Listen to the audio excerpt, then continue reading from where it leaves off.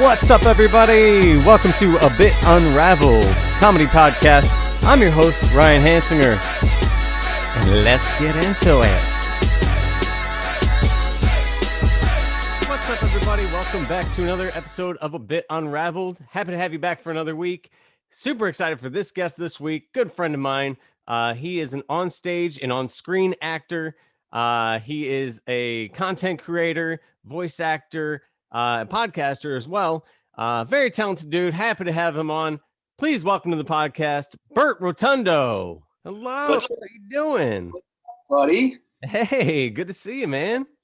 Good to see you too, brother. Man, I love the stash, the goatee combo. Thank you very much. I'm working towards that, but man, the thickness on that's strong. This is a year's worth. I started growing this at the beginning of 2020 as a joke. And then all of a sudden I was like, wow, pilot season's not going to happen, so I might as well grow a mustache. And I grew a mustache, I grew this, and then all of a sudden I started getting cast with it. And I was like, whoa. And then I'm doing a movie, and the director was like, one day I saw him, he's looking at me, and I'm like, what are you looking at? Well, what's this? What's going on? He goes, this works. And I'm like, what? This? And he goes, yeah, the mustache. And then I get the new version of the script, and he's like, Balbo mustache. That's what this is, the Balbo. I didn't know that. Okay. So, Balbo. It's a Balbo. It's a type of, like a goatee that does not connect. Okay. All right. We're learning things. I like See, that. that's what this is all about, right? There's a huge facial hair movement happening, and it's really interesting. I'm watching more and more people get like a mustache or a unique facial hair, and they're starting to book more with it. It's really interesting. You're telling me, unbeknownst to me, that I am on the cutting edge of what's trending right now? That's amazing. Yes. Finally. Right? Dumb luck. Total dumb luck on my part. That's awesome, though. It's fun. It's what a fun thing to stumble into. Right? Although it does suck wearing a mask with a mustache. I will say that. This has been the wrong time to have grown a mustache and goatee, because it just loves to go right up your nose. Right up your nose. Yeah. Do you find that like you shock people when you wear a mask for somebody you haven't seen in a while, and then you take it off and they're like, whoa, you got a mustache. Hello, how you doing? And you're like, no, it's actually called the Balbo. The Balbo. The Balbo mustache. Man. The how are you guys Balbo. doing? How are you guys holding up? We're good, man. We're good. Just trying to stay busy, as busy as you can be in all this. So yeah, it's definitely been interesting. It comes in, highs and lows, but I think overall, I mean, despite, all the things that have been really awful about this pandemic, I think for me personally, it's been a really interesting growing period. I've definitely learned a lot about myself and more about what I want to be doing with myself. I think that having the ability to slow down and not having to be somewhere every day and running around definitely allows some time for personal reflection. And we all have had a lot of time. So yeah, I completely agree. You've done a ton of stuff throughout the pandemic. Was there anything that you thought you were gonna do, and then you're like, turns out I'm never gonna do this? Actually, I think more so. Well, I got all like the to do things that I would never do, like things that I've always wanted to do, but like never would give myself never give myself the time to do it. Like I had watched all the Star Wars movies in chronological order, with Phantom Menace all the way through to the last one, and I threw Rogue One in there just for S and G's, and it was great. And then I watched all the Marvel movies in chronological order, which was super cool and really interesting to watch those movies and watch them over like a month and be able to really watch character arcs develop, opposed to like when was the last time you watched Iron Man? And then, and now you're seeing all like the Avengers movies. His arc has really changed. His character's really grown up a lot. And, it's sort of, you forget. And then you go back and you're like, that's wow, Tony Stark was a real jerk, Yeah, it How definitely he's like a was. dad, so it was cool. Yeah, and then he's in the new Spider-Man at like a dad to Yeah, new Spider-Man. exactly. He's like Uh, full circle. He's come so far. Interesting. yeah, What's the lighting? How's my light? Do I look good? you're good. You're I good, didn't man. have a You're DP. good. I got a lot of natural light coming on in here. That's nice, Here man. we are. You Nice got and all the plants shiny. in the back. You like that? You're a Yeah. plant dude, huh? I am. They've kept me company through the pandemic. I don't have any Yeah, pets, so that's it's cool. it's like, quiet down over there. Hey, keep it down. Keep it down, you guys. I'll water you after. I always I admired mean, plant people. I always want to do it, and I just haven't done it. So I really, admire that. there are some starter, some friendly starter plants that you can get that are pretty. If you kill them, then you should never, ever have plants ever. That's like a Okay. sure sign that you have a brown thumb. Yeah. But yeah, man, these plants, a lot of these plants started out as one plant and then ended up over the years becoming multiple plants. So this is like an extended family of plants going on here. Yeah. That's Yeah. cool. Yeah, That's man. cool. I It's like very that. cool. I like Nice. that. Yeah, man, like when you have a lot of time and you're spending a lot of time in your own place, it's you gotta like where you live. And Yeah. so I hear you, man.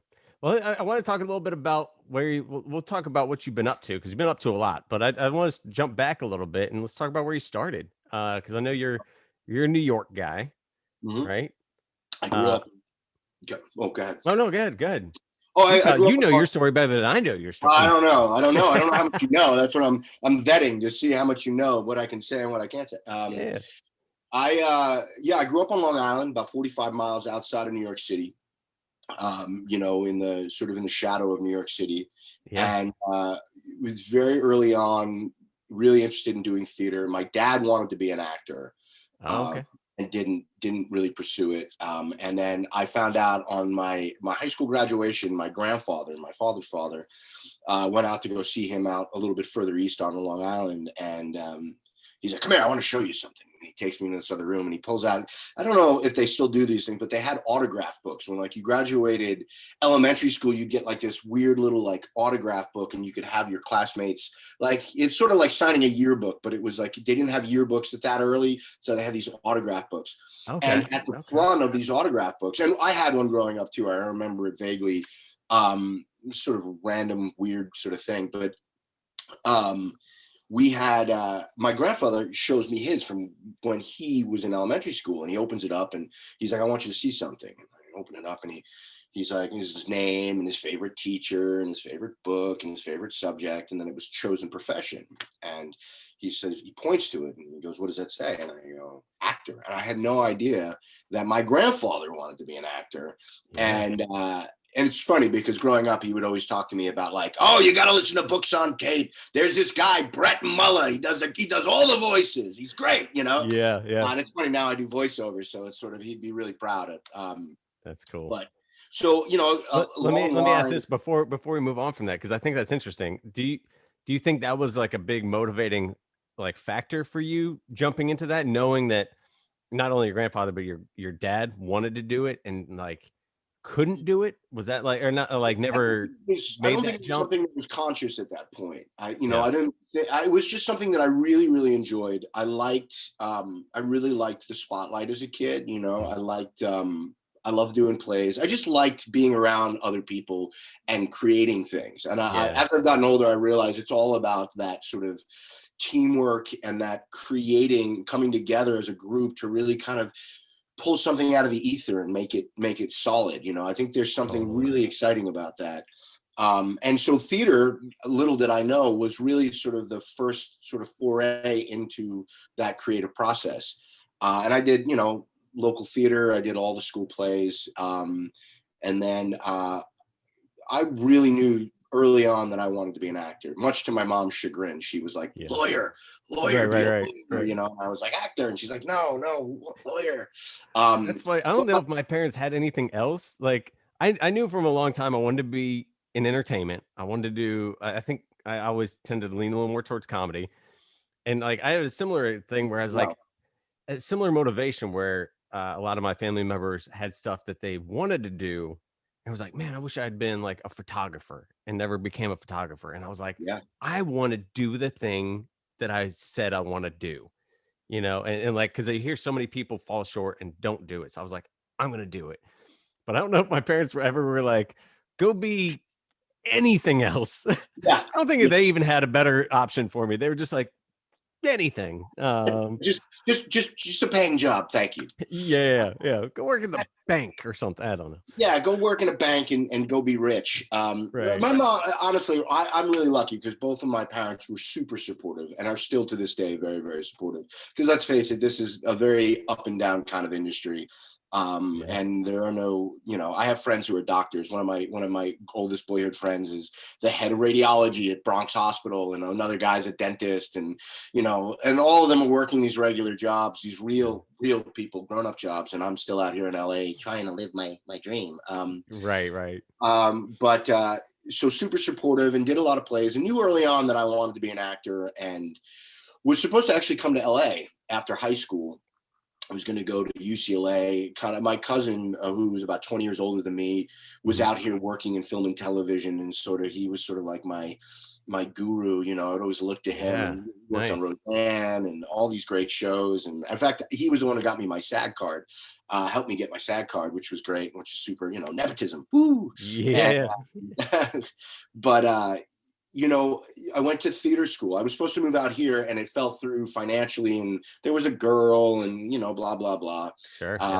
But I ended up going to the American Musical Dramatic Academy in New York City, AMDA, back in the day, and was just really exposed to that sort of theater life. It was the first time I was really exposed to Shakespeare, which really scared me at the time. And I had a reading disability growing up. So anything with complicated language was really, really, reading out loud was, like I remember in elementary school, we'd be sitting in class and the teacher would be like, all right, Ryan, why don't you take the first paragraph? And I'd be like 4 seats back, and I'd be like, oh, I hated reading, man. I hated reading out loud. That was awful, which is funny, like, because now I don't mind doing it, but reading in class, oh, that was the worst. I hated that one. Worst. I was so scared. And so now it's kind of funny. I look back on it, and I look at a piece of copy, and I'm like, yeah, I got this. All right, let's go. And it's so interesting to see that where I was and where I came from. But when I was so bad at reading, but like my parents tried to put me into like a speed reading class that I had to go to like outside of school, and they were like, you're gonna learn to read and read better than you are. And it's funny because now, it's like now it seems like no big deal. I can burn through a script or whatever, but man, I think a lot of it for me was like I had a hard time finding the right books. If you put a script in front of me, boom, I'll burn through it. But absolutely, you have to want to read something. Now it's interesting, like especially in the pandemic, I've been reading a lot and listening to a lot of books on tape. My grandfather would be proud. And my TV broke midway through the pandemic. And I was like, well, what am I going to do? Am I going to go buy a new television? And I was sort of like, this is an adventure. Let's make this an adventure. And so we're going to rough it. And so every night I would listen to a book on tape. I'd make tea and I'd light candles and turn off all the lights and sort of sit there in the darkness and listen to books. And I did that for like 4 or 5 months. Yeah, that's cool. TV for 4 or 5 months, which was really cool. It was a really cool experience. But anyway, did the TV die on its own accord, or was it your frustration with the coronavirus? No, it just literally, it was like, no, yeah. You're like, no more bad news. Shit, this is awful. Screw that guy, no. Shoot through the TV. I could see people getting to that point. The funny story is a buddy of mine was moving to New York in the middle of the pandemic, and I helped him move. And he's like, hey, do you want this television? And it was this big TV, much bigger than the one I had. And I was like, seriously? And he's like, yeah, I'm not going to. I was like, sure. And then like 2 months later, after having it, it died. Yeah. But that's I cool, do man. now You have into books and stuff. Yeah. And I've been catching up on television. I'm caught up on WandaVision. Hey, there you go. I think we're starting that tonight. That's good. We just finished one show, and we're like, all right, let's check out WandaVision. What show were you watching before? We were watching The Crown.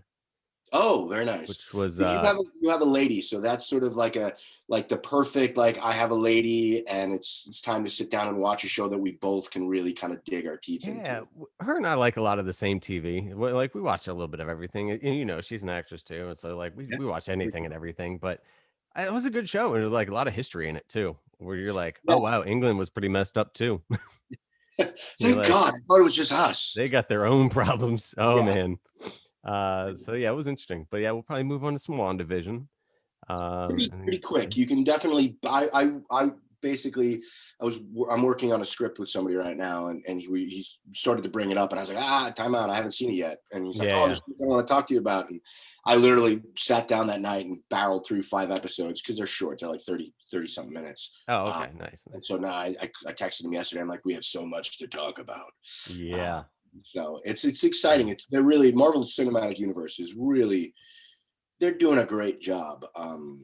And they really, to take such a big universe like that and really kind of really be able to kind of know where you're going with it. I can't say the same for DC, unfortunately. I'm a huge fan of DC comics and Marvel comics growing up, and so I'd love to see DC sort of take a step back and take a note from the Marvel Cinematic Universe. They seem like they're so close sometimes, and it just They are. doesn't always translate. And I mean, like the quality of it is always great, but Marvel's just doing something right now that I don't know. They just figured something out.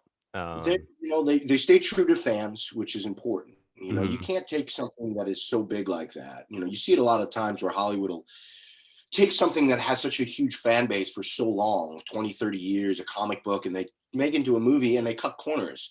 Yeah. And the fans are not going to let you get away with that. We're expecting you to stay true to what made us fans to begin with. And when you sort of, when you veer off the path on that, we're right there going, nope, nope, unless you're going to do it better. If it ain't broke, don't fix it. Right.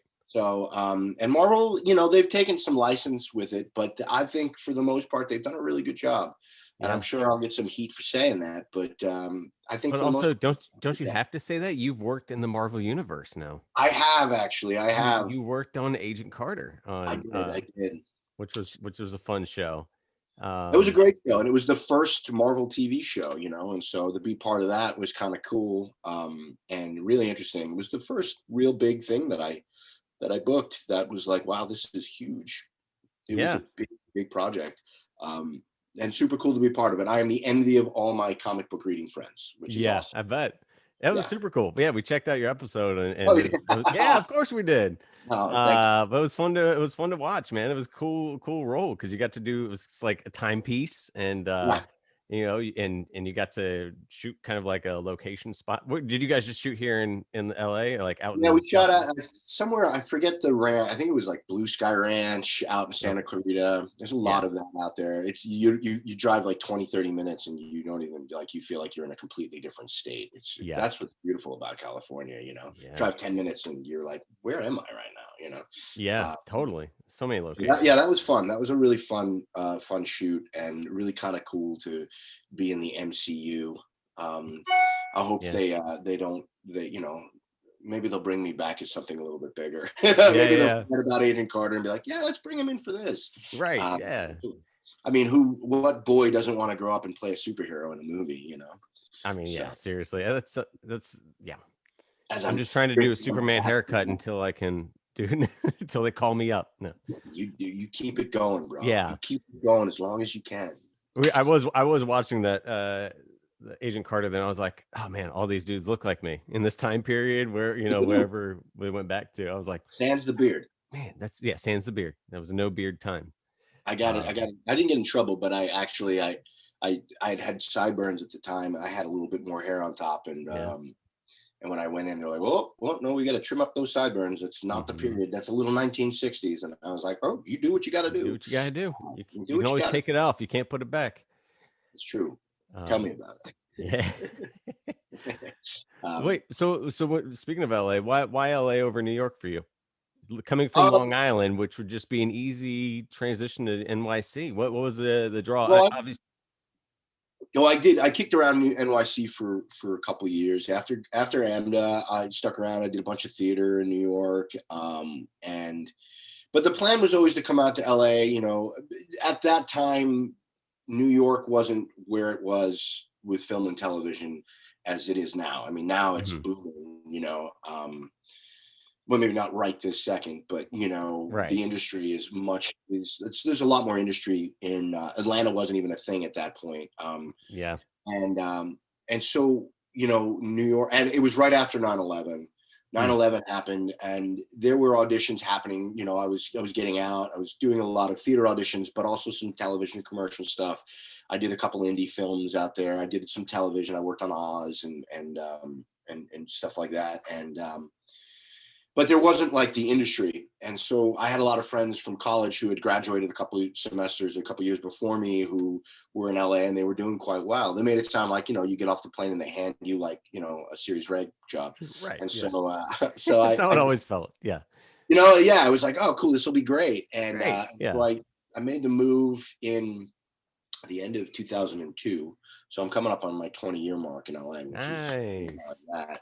That's amazing. Yeah. And yeah, it's crazy. It went by really fast, kind of scary. I had hair when I moved out here. Let's just put it that way. I had a lot more hair. Yeah. It's scary how fast it goes.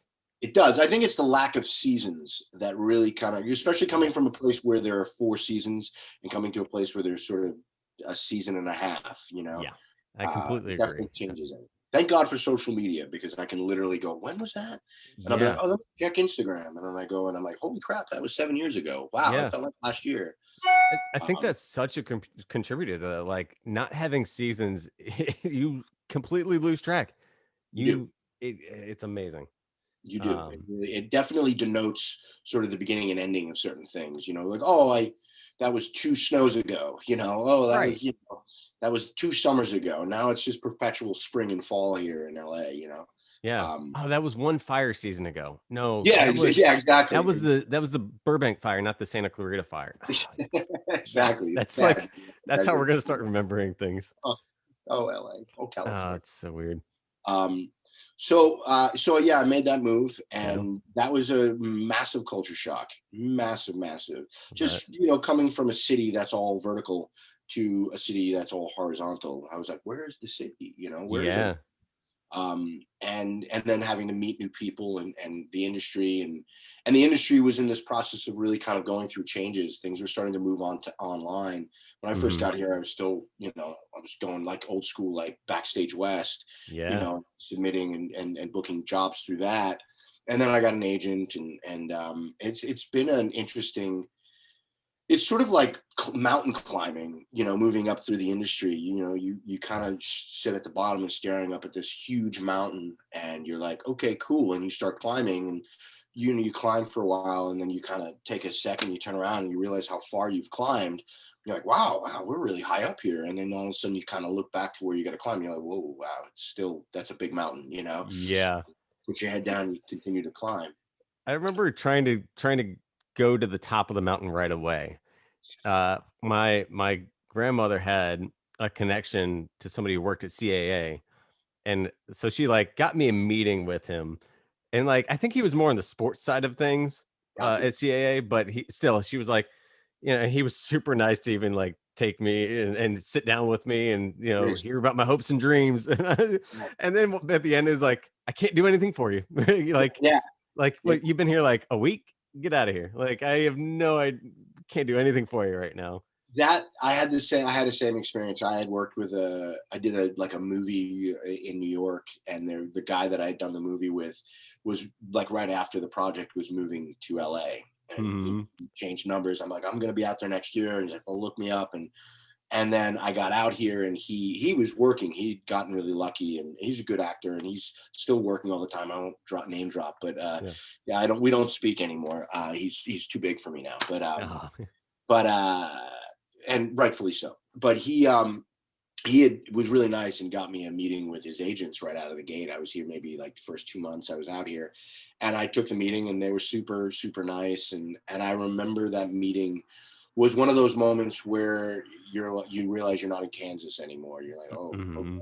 And the agent, I remember the agent being like, I don't want to hear about your craft. I don't want to hear about any of that crap, Right. And at the time I was like, oh my God, like the artist in me from New York with the actor artist was so offended by that. Like, how dare you, And now, it's been many years since I totally get what he was saying. It wasn't in any way or shape or form to sort of like put down the craft of what we do. It's just more expected that you just show up and it's already there. Yeah. Like when you show up to set, the director doesn't have time to talk about like your methodology and how you got into this role. You're just expected to show up and do the job. And, because time is money, and I didn't realize that at the time. And that was a real big learning curve. And when it really came was when I started getting into producing. And being on the other side of the table and seeing actors through the gaze of and the guise of production, and just realizing who the good actors were and who the actors who showed up and who were super prepared, and just made it a job, and realized that, they didn't show up like, okay, where's my trailer? They showed up like they're do a job just like everybody else on set that day, and I was like, that's the actor that I want to be. I don't want to be the guy who's like, I'll take a frappe, and me and my poodle will be in my trailer. I would never want to be that guy. I want to be the guy. You're like, we're shooting a sketch today. We're just doing a sketch. Yeah, exactly. Where's my trailer and where's craft services? And you're like, craft what? And I'm like, I'm going to be on the phone with my agent. Excuse me. Get me off this, and I've worked with actors like that at every level. I've seen that. And it's just really disgusting. It really, it's so unattractive to see anybody like that, especially having worked. I mean, I worked as a PA. I've worked in every facet of production. And when, you're up at 4 a.m. to go, hang those little direction signs so people know where to go at 4 a.m. in the complete dark and cold. And then, it's now 10 o'clock in the morning and 11 o'clock in the morning. And here comes the talent showing up, and they're like, super, you've already worked 5 hours, and then you'll be working another five hours after they leave, after a 12-hour day, exhausted and broken and beaten and tired, and it's like, when you see an actor like talking to the AD, like, hey, what time are we going to be wrapping? I've got this, and it's like, dude, come on, man. Like, don't, especially not in front of all those people that are busting their ass out there that have been working, who are getting paid the 10% of what you might be getting paid. Totally. Yeah. It put a lot of things into perspective and made me respect and also understand what everybody on set was doing. So I know who that guy is and what that person's responsible for. And it just makes you an overall better person. Yeah. With, I agree. I think everybody should try to just produce some of their own stuff just to get that experience. Cause you learn so much about what goes into actually creating something and like how much work it takes to be on the other side of the camera. It's wild. I remember I produced a movie a few years back, my first actual feature. I'm actually working with the same team and director on another feature right now. That's cool. That's what I was talking with this. And he, when we were working on that, I remember there was one day the DP needed we were using a certain light, an old school kind of light, and they needed a bulb. I was working straight as a producer on this. I had a small role in the movie, but like I worked for like, one afternoon. And I remember it took me 3 days, full days of me doing work to track down. I wasn't a bulb, it was a fuse for a light. Right. And I went to every Home Depot in like a 20-mile radius, every sort of, do it center.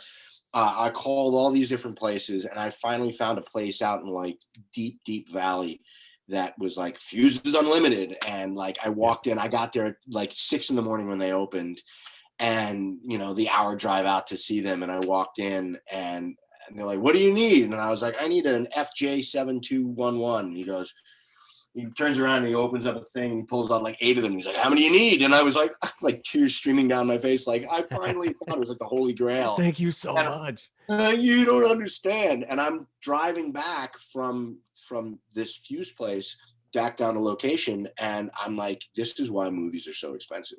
Mm-hmm.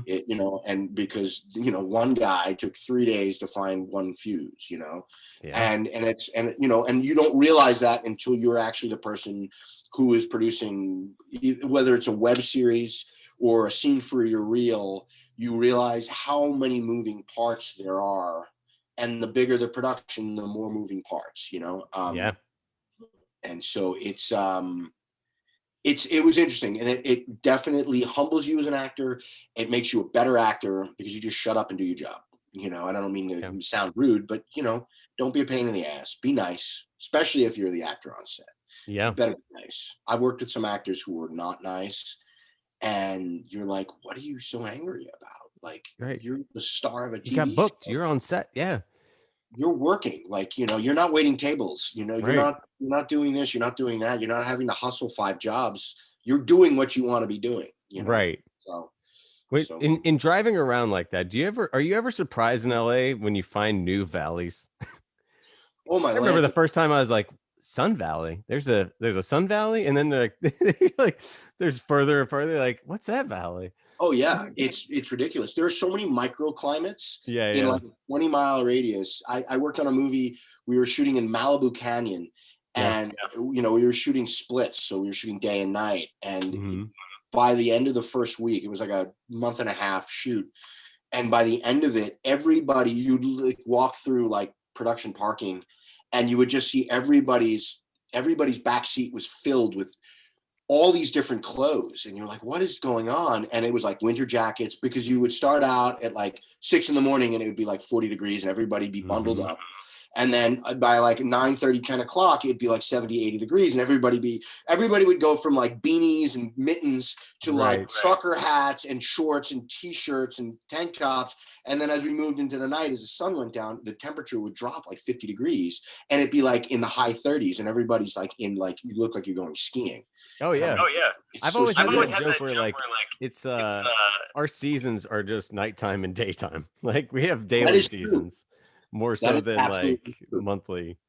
Yeah. It's so true. And it's weird because like it drops, like it'll drop 40, 50 degrees here, and that's not a big deal, Right.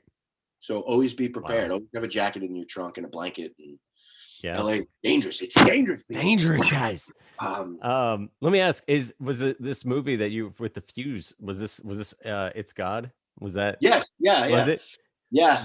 With Tommy Chong, right? With Tommy Chong. How wild to work with the Cheech and Chong, Tommy Chong, and Luke Perry, right? When Luke Perry all of them, everybody on that we had a great cast. A great cast. Tommy is even cooler than you think he is. He's just a stand-up, super great. I've had some of the most interesting, profound conversations between takes with Tommy. Just a genuine, awesome, present human being. When you're with him, and he really did a great job, in that movie. He really brought an interesting take on who God is and what God could be, and Luke Perry was probably one of the most professional actors I've ever had the opportunity and pleasure to work with. He was a director. He was doing a lot of directing at the time. So when he walked in, to shoot his stuff, he knew what lens we were working on and knew exactly what he needed to do for that lens, and was like, oh, what are we on? Oh, okay, that's the 50. Okay, great. And he knew exactly how to adjust to it. And just super friendly, remembered everybody's name down to like the PAs and the craft services people. And, was just a pleasure. Rebecca Mader was a sweetheart, and Boo Boo Stewart was a super sweet guy. Everybody was just they knew that this was, we were first time filmmakers making a feature, and we were sort of learning as we went. And we had a really great team. We were really lucky to have a bunch of people that knew what we were getting ourselves into and open to the experience of making a movie. And we did it. And it was a few years of trudging through the mud, but what a massive learning experience.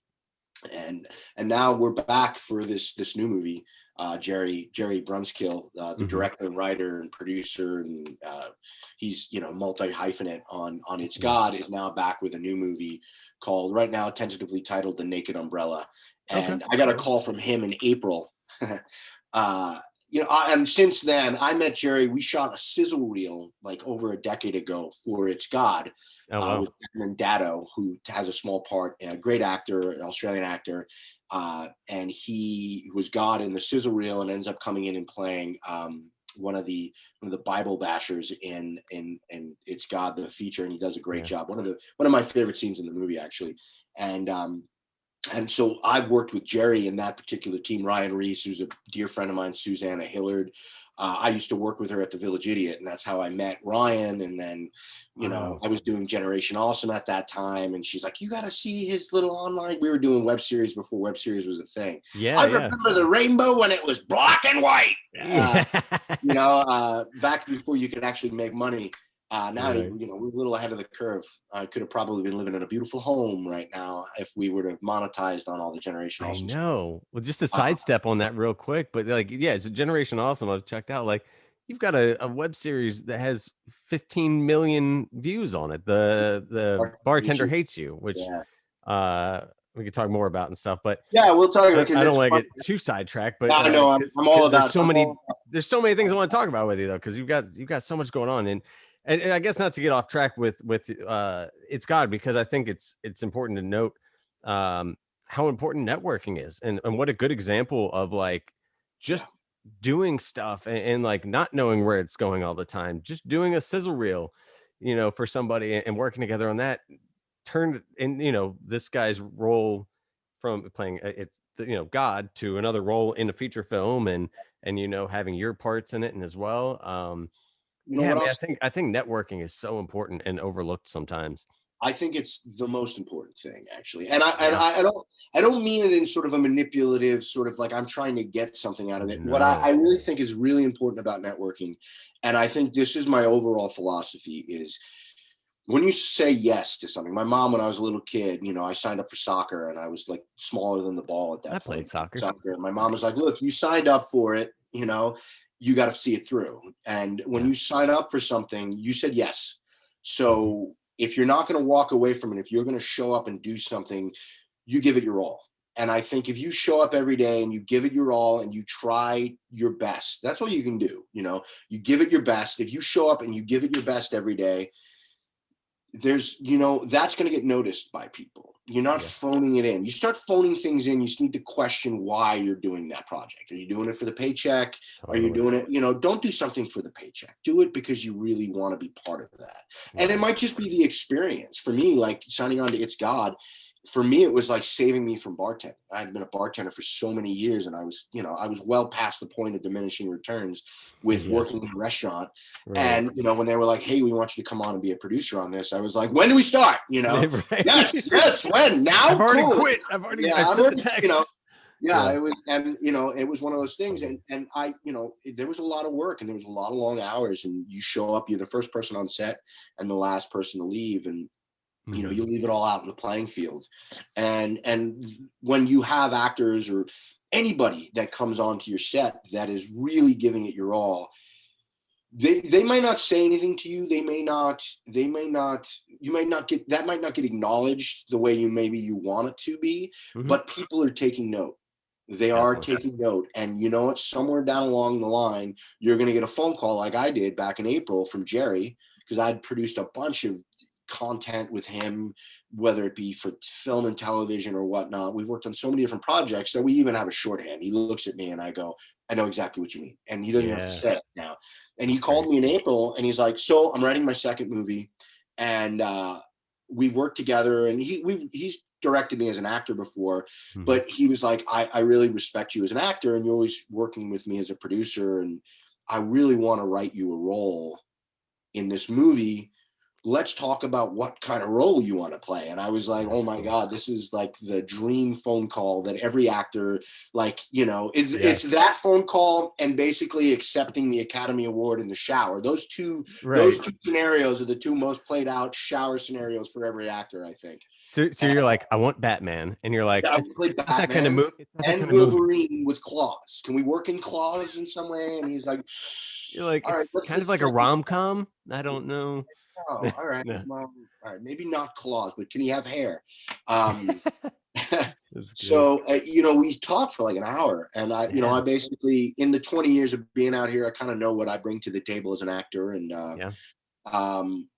I expressed kind of the role that I would love to play, and that I also think would be really challenging to play, not just something that I could phone in.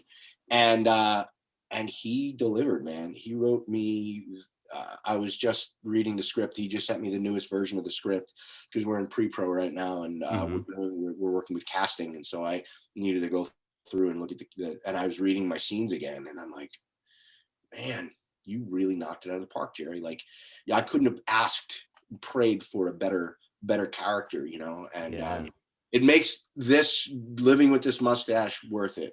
Yeah, that's so cool. Yeah, that's super, super cool. That's really awesome. I mean, what a great position to be in too, to like have it written for you. And I mean, just for that to come around full circle, it's like, and again, going back to like the idea of networking unselfishly, it's like you never did all the other stuff for like with this in mind, it's like, yeah, you're doing these things and this kind of stuff comes back around.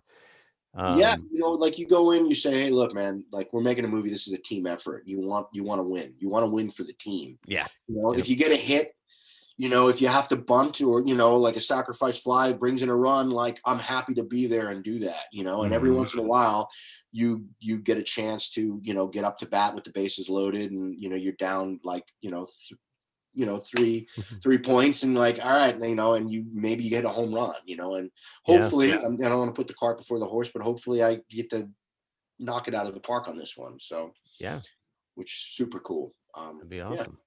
Hell yeah, man. That's cool. Yeah, man. But yeah, honestly, like it's interesting going back to the networking thing. It's really important, I think. And I find myself not doing this, but I think it's important to really take stock in what you have, where you're at right here, right now, because we live in a society where we're always kind of looking at the brass ring and not really taking stock in where we're at. It's that climbing the mountain. And then every once in a while you need to stop, take your hands off the side of the mountain, turn around and face the view and realize how far you've come thus far, because it's really easy to lose track and get bitter about, things not being what you want. But when you sort of take a look at where you're at, you start to realize you're a lot further along than you thought. And to be able to appreciate where you're at right here and right now, because if I can't appreciate where I'm at right now and all the great things that are happening and the great opportunities that are happening for me right now, here, right now, I'm going to be holding a statuette thanking the Academy, and that won't be enough, and not that it's, it's a statuette, and every actor, dreams of winning a statue, but at the end of the day, you're not going to appreciate it because it was all the work that got you to that place. And that little statuette, all that means is a sort of a pat on the back. Look how much climbing you've done so far. Yeah. And that's something this year that has been, I've been able to really kind of take stock on that. And it's important because doing that, just simply looking at what you have right here, right now, is what the thing that brings in more of that into your life. Definitely. 100%. That was a super deep and moving thing you said. And I kept getting hung up on your metaphors, which were great metaphors I'd never heard before. Oh, hey, good. But I was like, you like talking about the brass ring, and I was like, why is it brass? Why is the brass ring? Isn't that's a weird metal? And then you said to take your hands off the mountain to turn around. I was like, well, now you're falling down a mountain. I don't. A lot of climbing analogies in my life. I don't know. I don't even mountain climb. I love the analogies, but I was like, man, stop focusing on the analogies, Ryan. This is a very moving moment.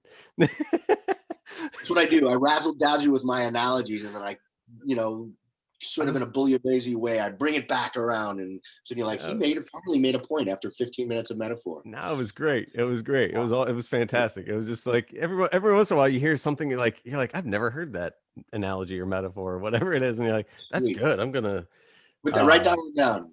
But no, it's so true. You have to appreciate the moments.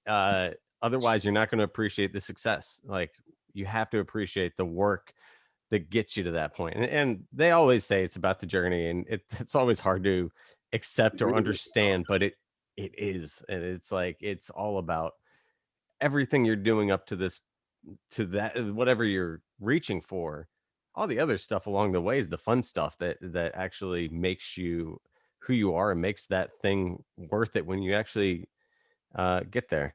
And that might not even be the same thing when you get to it. It might not even be what you were looking for in the first place, but it might be what makes you happy and is right for you. That's the most important thing. And that's one of the things over the 20 years, and even more so than that, but in the last 20 years of being out here, I've had that, like, grandma call you up and be like, so your nephew or so-and-so's nephew is coming out to LA. They want to be an actor. And I said, maybe they could talk to you and pick your brain. And, and I've had a lot of those sit downs with coffee. And one of the first things I ask is like, and I know this is sort of cliche, but it's like, is there anything else that you can do that fulfills you, that makes you happy? Because if there is, go and do that, because this is a rough road. And it's, and with this particularly, I think, there's that analogy with, if you want to be authentic and if you want to be doing original work, if there's that, like, there's that whole Stoic philosophy that I'm a big fan of. And that, Marcus Aurelius talked about the obstacle is the way. And there's a great book by Rowland Holiday called The Obstacle is the Way. And he talks about Marcus Aurelius's meditations. And, basically this, to summarize it, he says, if you're given 3 paths into the woods, one is a very well lit, wide, very, easy, comfortable looking path.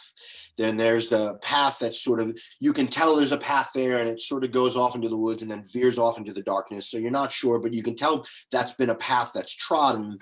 And then there's doesn't look like a path, but there's sort of like 2 trees where you can imagine, I think I could fit through those trees. That's where you need to go into the woods. You go into the woods where no one's gone into the woods before. And that's where you're going to find your true genius, because I honestly, I'm a fine artist as well as an actor. And I like to dabble and stick my toes into a lot of different areas of art. I find that they really kind of sort of feed each other in an interesting way, at least for me. Yeah. And with that, I think finding, especially because I'm a painter and an artist. Fantastic painter and artist. Thank you. Thanks, buddy. And everybody should check out your work. Yeah, check out my art page. I've got a new art by Bert Rotundo. Yeah, art by _ Bert Rotundo. It's fantastic. Thanks, buddy. Thanks. Yeah, it really is. It's sort of, what's interesting about that, what I find is having multiple arts, focuses in art, really sort of teach you about your other art in a sort of oblique, personal, sort of kind of very, Zen sort of way. And one of the things that art has really kind of taught me is, like I'll go to draw something, like say I take something for reference and I want to draw it. I want to draw this mountain range. Mountain range has been the topic of the day. So I want to draw this mountain range, and I go in saying, I want it to look exactly like that. It's got to look exactly like that, realistic. And my aim is for ultimate realism, right? And it ends up always coming out sort of kind of realistic, and you buy it, but it's sort of, it doesn't look exactly like the photo. Yeah. And for the longest time, that used to piss me off. I'd be like, God damn it. Why can't I get it to look like that? And eventually, once I started to kind of get comfortable with me and my art and what I do, I started to realize, well, that's your style. That's your genius. You can't help but be you, and that infuses into acting. You try to, everybody wants to be Brando and James Dean or Pacino and De Niro, they go off and try to do that. They go and they try to take that path that's well paved. Yeah. And some of them do, and some of them go and they take that well-paved path and they make a name for themselves. And then there are other people who, are inspired by those visionaries and those people that go off and pave a trail. And in doing so and sort of following in their example, they veer off the path on that well-lit path and they find those two trees. Mm-hmm. And they say, I'm going to go off into the woods here and I'm going to find my own thing because that's where I'm being pulled. Yeah. And the art definitely does that. You realize I think being an artist, really, I got into being an actor because I wanted to get away from being me. Because, Mm-hmm. Growing up as a kid, I'd see all these cool people on screen. I'm like, I want to be that guy. Right. I want to be that cool guy. I want to be Superman. I want to be Batman, And then what happens is you go off on this path. It's sort of that hero's journey, like Joseph Campbell talks about, where you get the call to adventure and you go off to be what you think you want to be. And in what happens is it brings you full circle back to who you really are. And the treasure that you bring back really is you being comfortable in your own skin and you being able to say, you know what, I'm enough. And I am this whole package is perfect. And, and it's in this town, in this industry where we're trying to fit into certain archetypes and sort of molds, it can be very daunting and difficult. But, I think eventually that it comes full circle and leads you back to, this is your authentic self and this is who you really are. And that is the thing that you need to share with the world. The thing that you're hiding. I worked with a branding guy by the name of Tom Burke, who is a dear friend and a mentor now. And one of the things that he said that Andy Warhol told him was, hey, Tom, that thing that you don't want anybody to know about you, that thing that you're hiding, the thing that you're most insecure about letting other people know about, because that's the thing that people want to see. It's not about being cool. It's not about being that cool guy. It's about being vulnerable and allowing your vulnerability to come through.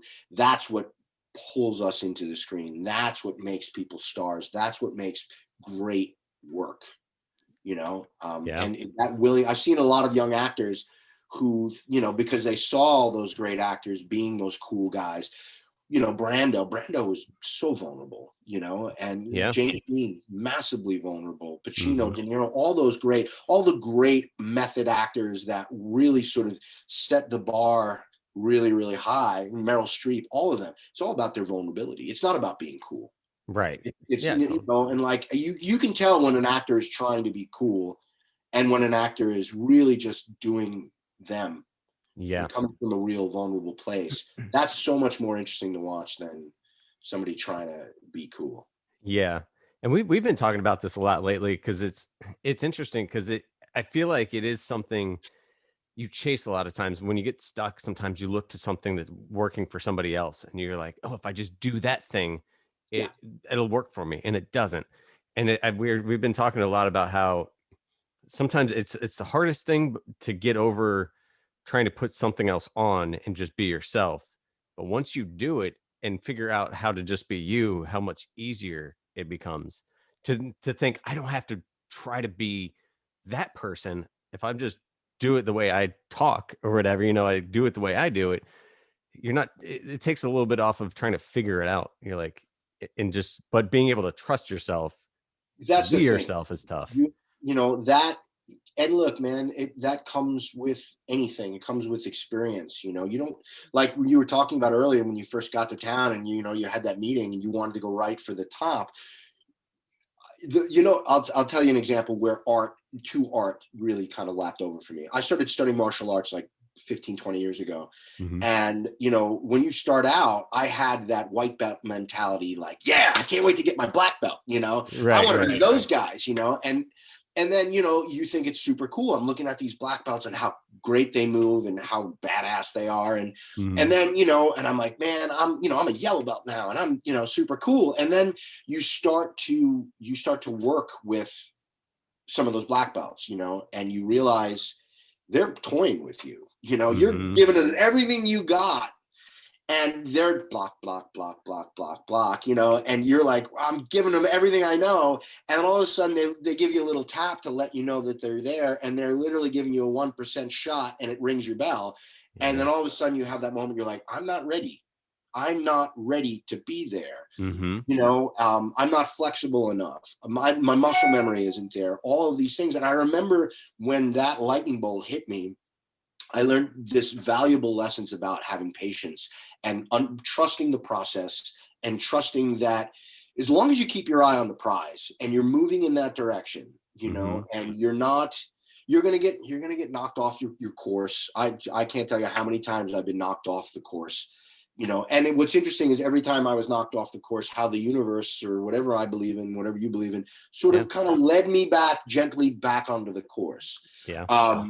But the patience and understanding that it takes time, and in doing those, you just got to trust the process. And it's okay to look at your heroes and look at them, because you emulate, you know, it's that fake it till you make it, you know. Yeah. You know, emulate the people, those things, because what you're going to do is by doing what they're doing, you're going to learn your own ways about going about it. And then you'll start to create, next thing you know, you'll be the guy having coffee with the guy or girl who just moved to LA seeking your advice. And you're like, I don't know why I'm having coffee with these people. I'm nowhere. And then they start talking to you about like all the things that you've done. And you're like, oh my gosh, wait a minute. I have done a lot of stuff. You know, I do know. And like you spouting wisdom. And you're like, where did that come from? And it comes from just showing up and doing it every day. You know? So it's an interesting adventure. It's an interesting journey as an artist.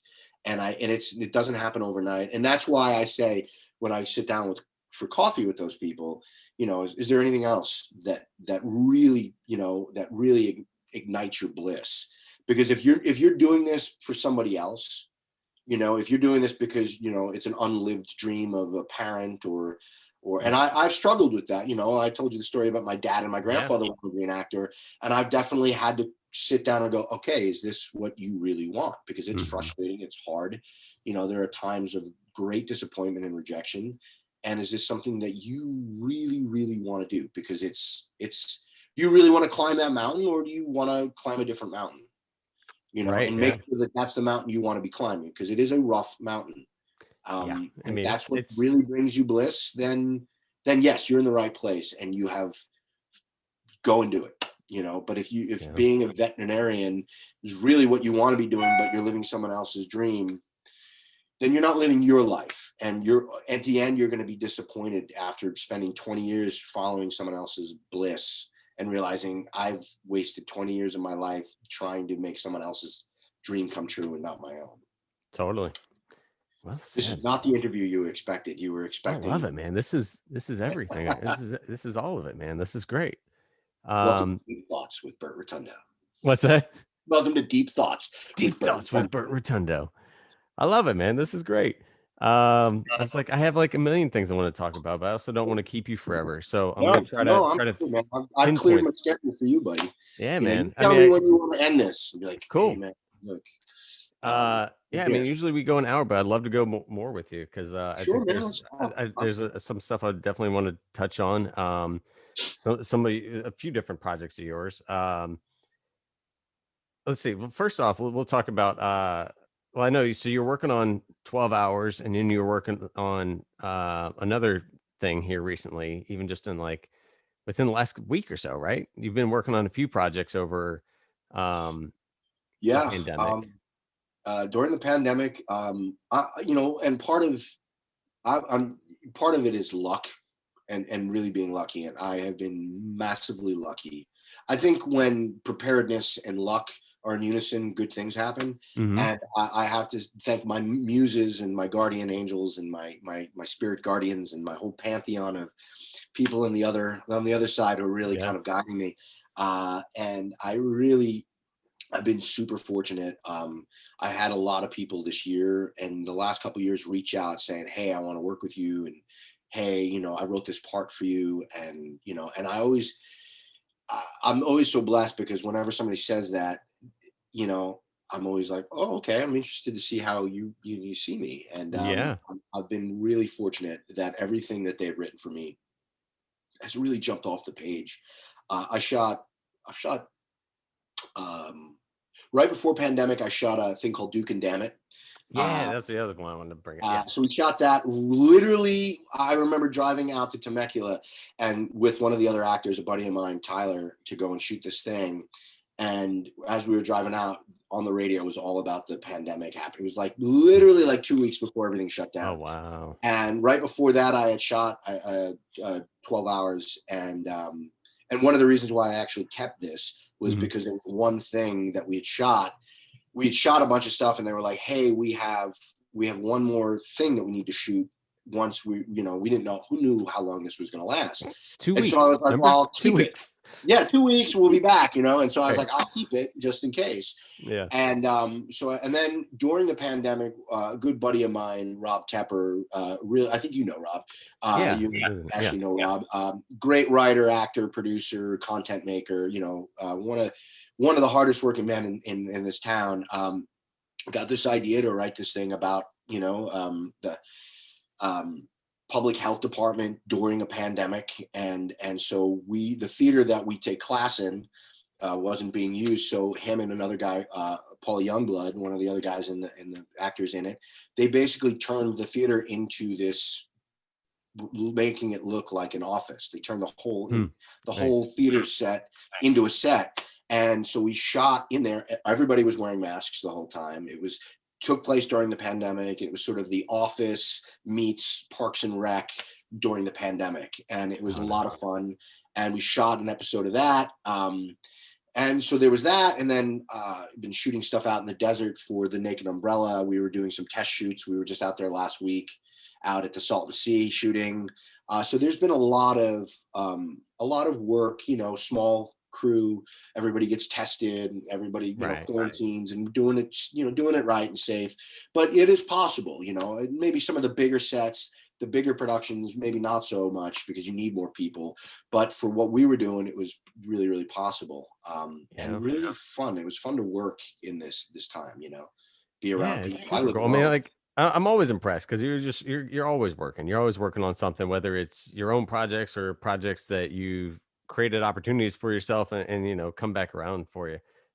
It's been super cool to watch. Is that theater that you mentioned, did it close down? Well, yeah, we lost the space. We didn't lose the space. Yeah, I know. It was really rough. That was sad to see stuff like that during this time.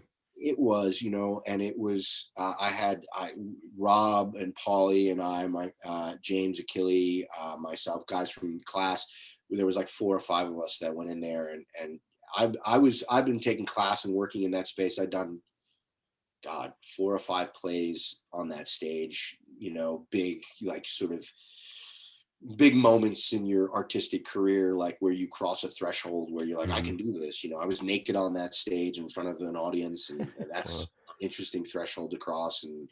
And so to see that space kind of go away was really, really hard and really sad. It was definitely a loss of the pandemic. It just wasn't worth it for Sal Romeo, who is my good dear friend and acting teacher and mentor and directed me in a bunch of stuff. And one of the guys who really, one of those people that will be thanked in any award or any time that I have to thank, somebody for an award for my acting, Sal Romeo will get massive credit for it, because he really took everything I learned at AMDA and all the stuff that I'd been putting in my tool chest over the years and sort of been like, I don't know how this thing works, but we'll figure it out.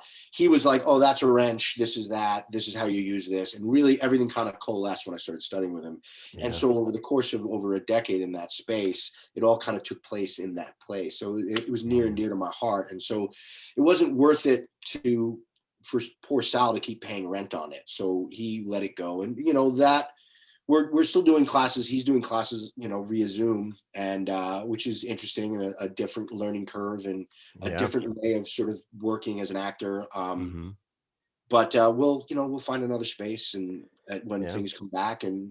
But it was sad. I definitely went the night before I left to go away for the holiday.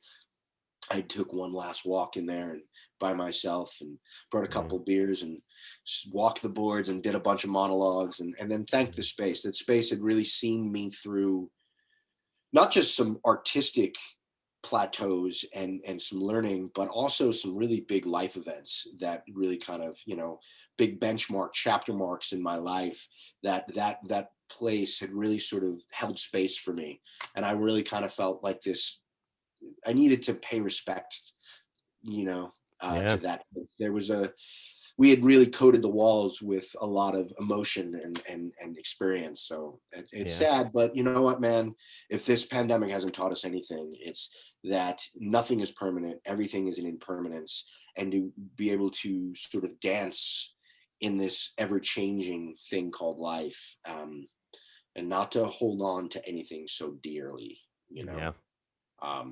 so I went off on a tangent there, No, but that was great, man. It was, it's tough times, and it's definitely, you could tell how much that place means to you and stuff. It's sad to see that stuff go, come and go during this and fall victim to the pandemic. But, it is, it's a measure of life, and life goes on, and you'll find, there's new spaces and new opportunities, and luckily there's Zoom to keep going with the, training and all that. So, taking stock in what I have, and I have a lot. So, yeah.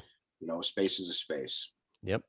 Absolutely. I mean, at the end of the day, that's it. It's the space. It's filled with memories. But yeah, there's others. You'll find a new space. It's time, new chat. I'm excited for the new, the things that are going to, the new surprises.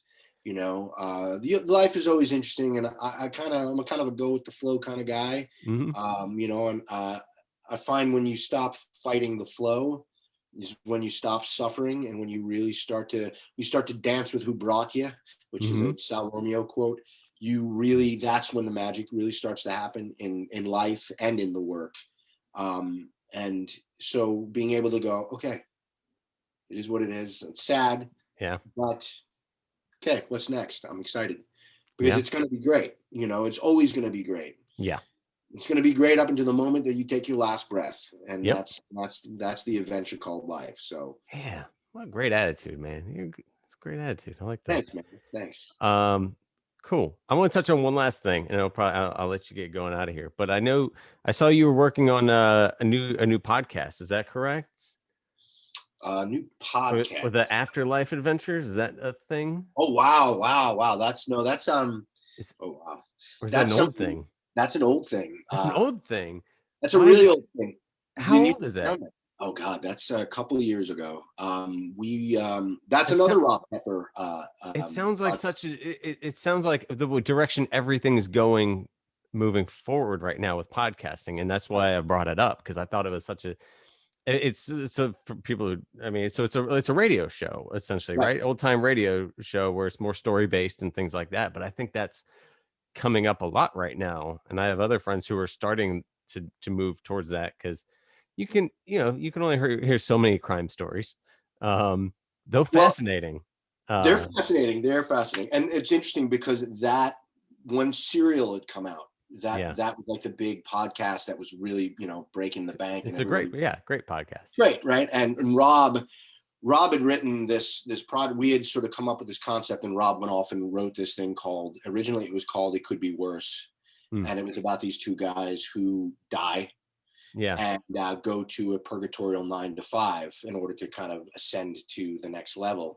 And they work for this, they work in, I forget what it's called. It's been a few years, but basically they usher people who pass away, newly deceased people. They're there when you wake up in the spirit form, and they say, they make sure that you walk into the light. And so these guys are there, and the pilot opens up with them. It's their last day.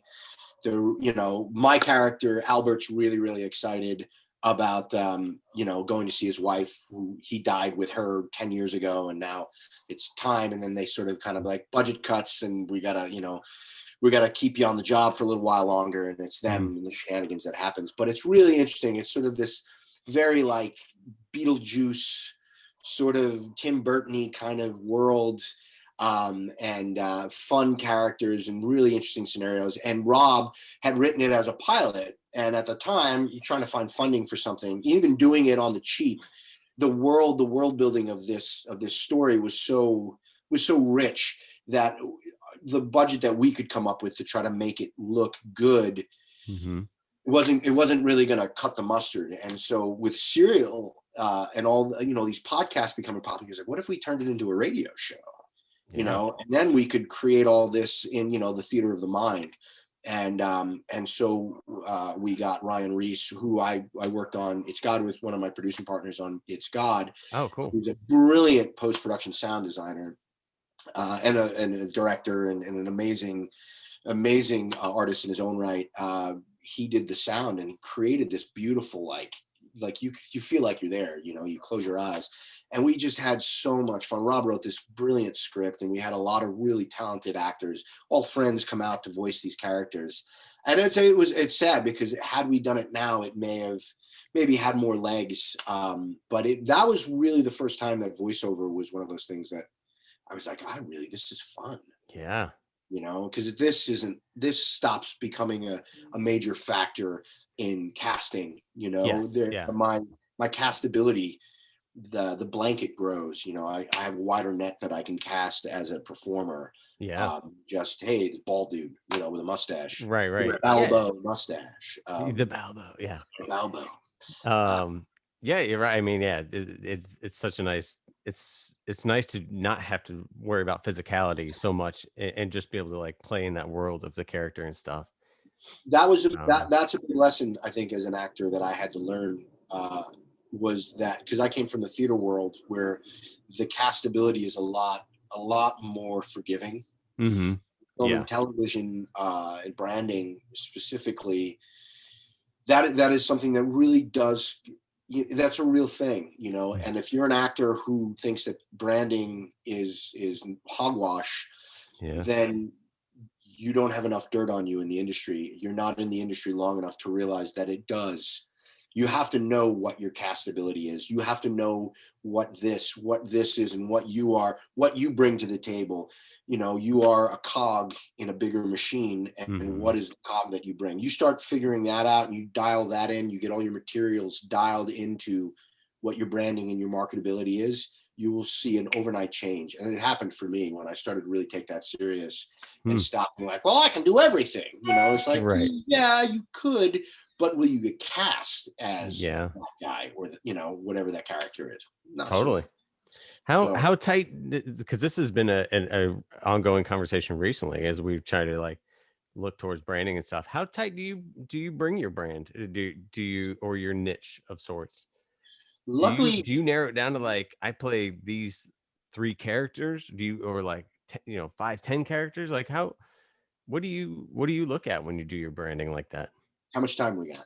All right, we're gonna start a new podcast. No, I'm kidding. Yeah, sure. Part 2. I mean, it is like it's an ongoing conversation. I think people revisit it constantly and stuff. Sure.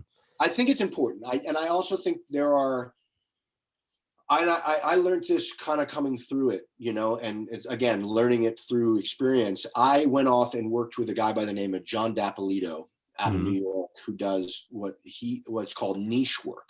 Yeah. And I did that before I even got into branding. I was really fascinated by the work that he did. And I met him through some other people I had worked with, Robert and Michelle Colt, that do the acting. Well, it was Acting Success Now. Now it's called Inside Game.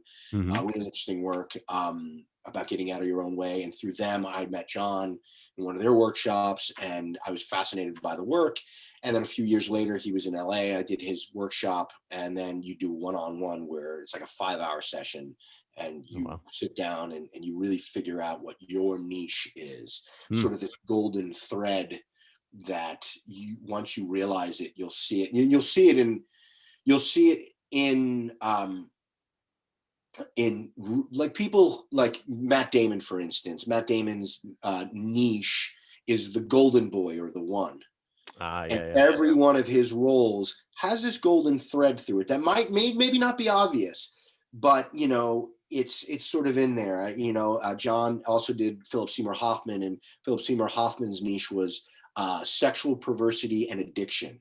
Every one of his roles, there's an element, even if it's underlying, even if it's a personal choice.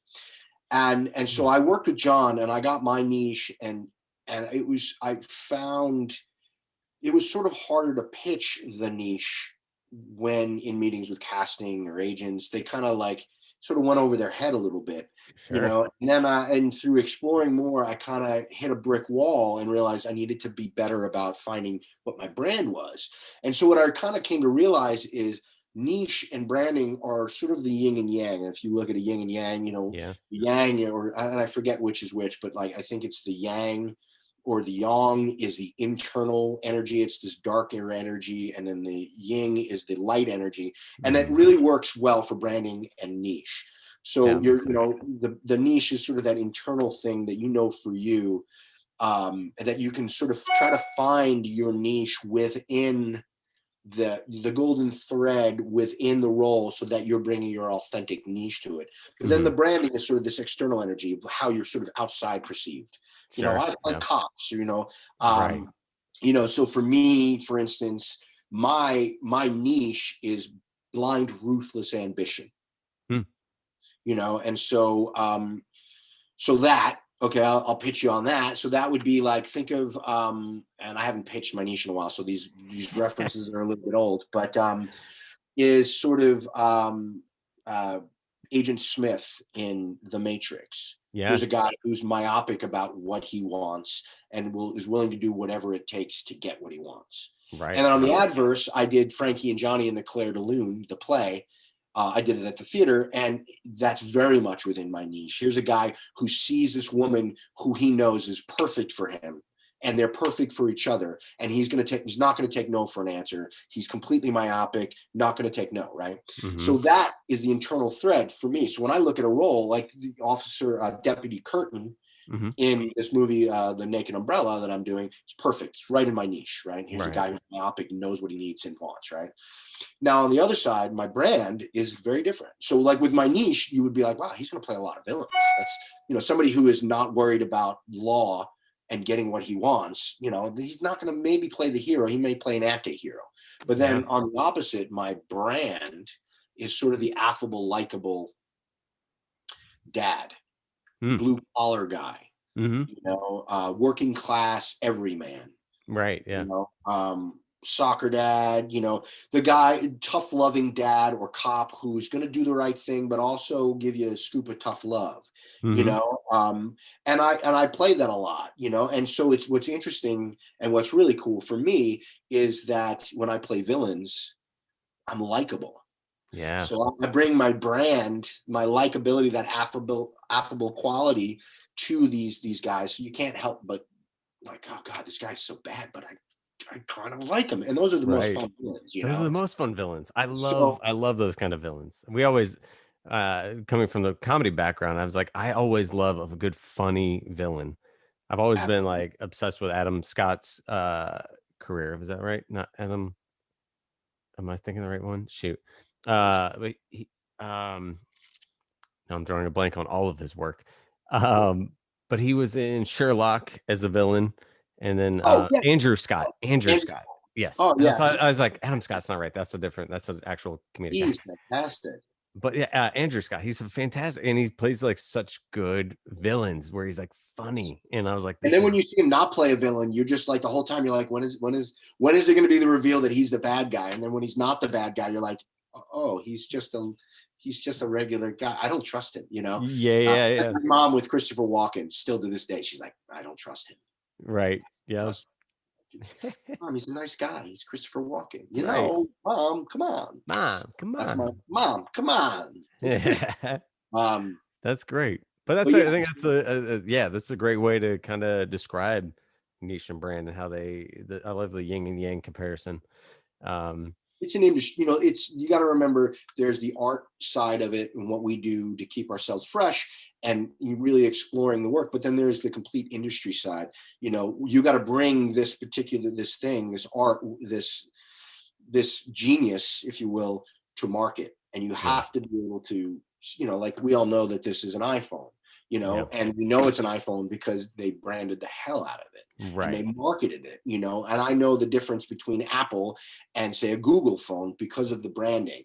And you have to be able to dial in your branding as an actor.